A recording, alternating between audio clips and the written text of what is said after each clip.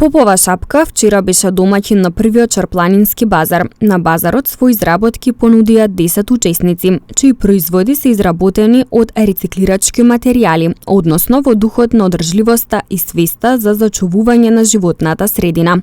Атмосферата на настанот во текот на денот беше збогатена и со музика. Љубовта кон шара и нејзините убавини кои ги нуди на посетителите биле главните причини организаторите да реализираат настан од ваков карактер. Овој базар е специфичен по тоа што сполутува уметност, планина, одржливост и свест.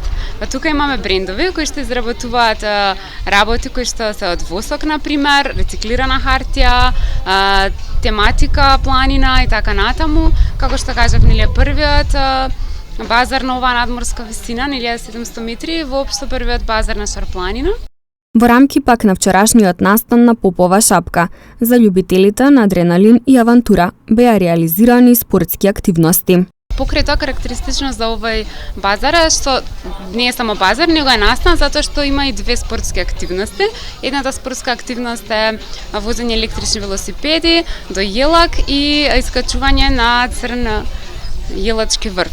Инаку на настанот присутните имаа можност одблиску да се информираат и за апликацијата Халк Еко на Халк банка, која овозможува формирање здрави навики и придонес за зачувување на животната средина.